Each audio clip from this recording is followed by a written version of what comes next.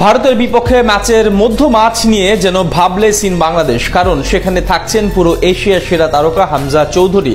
তবে এই ম্যাচে দুশ্চিন্তার কারণ ছিল বাংলাদেশের রক্ষণ। এবার সেই দুর্বলতাও কাটিয়ে উঠেছেন কাবরেরা।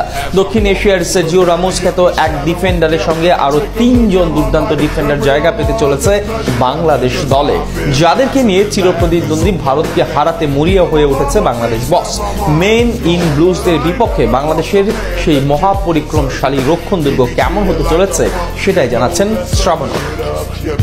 শুরুটা করা যাক স্যার অ্যালেক্স ফার্গুসনের বিখ্যাত একটা বাণী দিয়ে। আপনার আক্রমণ আপনাকে দেবে গোল উপহার, আর আপনার রক্ষণ আপনাকে দেবে ম্যাচ উপহার। কিন্তু ভারতের বিপক্ষে মহাগুরুত্বপূর্ণ ম্যাচে বাংলাদেশের দুশ্চিন্তার নাম ছিল রক্ষণ দুর্গ। তবে সেই দুশ্চিন্তা কাটিয়ে স্বস্তিতে বাংলাদেশ বস হ্যাভিয়ার ক্যাবরেরা। তাই ভারতের বিপক্ষে ম্যাচে খুব একটা বিচলিত হবার কারণ নেই সমর্থকদের। সাম্প্রতিক সময়ে বাংলাদেশ ভারত ম্যাচ মানেই একটা ব্যাটল, হোক সেটা ক্রিকেটের 22 গজে কিংবা ফুটবলের আগিনাতে। এই দুই দল ময়দানে কেউ কাহকে নাহি ছাড়ে।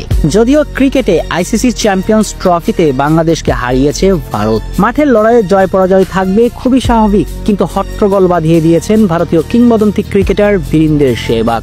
নাজিমুল শান্তর দলকে নিয়ে বলেছেন যাতা। ভারতীয় হিসাবে ক্রিকেটার বাংলাদেশকে অনেকটা খাটো করেই দেখেছেন। তবে সেহবাগ হয়তো ভুলে গিয়েছেন পৃথিবীটা গোল, সময় সবারই আসে। বাংলাদেশের আসছে সেহবাগের খোঁচার জবাবটা ঠিকই পেয়ে যাবে 25শে মার্চ ফুটবলের মাঠে বাংলার ছেলে হামজা দেওয়ান চৌধুরীর পায়ের পেলকিতে।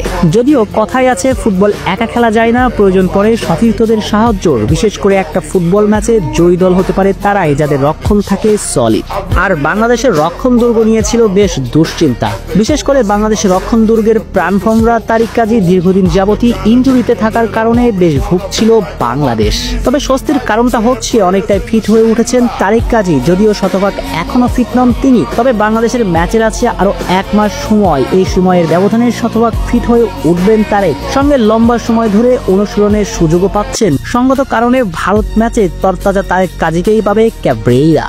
আর এই ফুটবলার পুরোপুরি ফিট থাকলে কি করতে পারেন সেটা সবারই জানা। আর এই ম্যাচে তারেক কাজীকে সেন্টার ব্যাকে সঙ্গ দিবেন পুরো দক্ষিণ এশিয়ার র্যামোস খ্যাত তপু বর্মন। এই অভিজ্ঞ ডিফেন্ডার বরাবরই পরীক্ষিত। শুধু তাই নয়, দেশের জন্য বারবার নিজের সবটা নিংড়ে দিয়ে প্রমাণ করেছেন তপু। 2 সেন্টার ব্যাকের সঙ্গে একাদশে থাকতে চলেছেন 2 ফুল ব্যাক। সেখানে রাইট ব্যাকে থাকবেন পুলিশ এফসির ফুটবলার ইসা ফয়সাল। লেবাননের বিপক্ষে ম্যাচ দিয়ে বাংলাদেশ ফুটবলে আলোচনায় আসতে শুরু করেন ইসা। মাঝে ইনজুরি থেকে হারালেও আবারও পুরোপুরি ছন্দে ফিরেছেন তিনি, বাংলাদেশকে দেখাচ্ছেন আশার আলো। ইসার সঙ্গে রাইট ব্যাকে জুটি বাঁধবেন সাদউদ্দিন। সল্ট লেকে ভারতের বিপক্ষে যে ড্র নিয়ে ফিরেছিল বাংলাদেশ, সে ম্যাচে ভারতের ডিফেন্স দুর্গ ভেদ করেছিলেন এই সাদ। সেই সুখকর অতীত এই ম্যাচে তাকে বাড়তি প্রেরণা যোগাবে তো অবশ্যই। সব মিলিয়ে দুর্দান্ত একটা রক্ষণ দুর্গ গড়ে তুলেছে ক্যাবরেরা। কারণ মর্যাদার লড়াইয়ে ভারতের বিপক্ষে যে কোনো মূল্যেই জয় চাই। এবার সেহবাগের খোঁচার জবাবটা দিয়ে আসবেন হামজারা।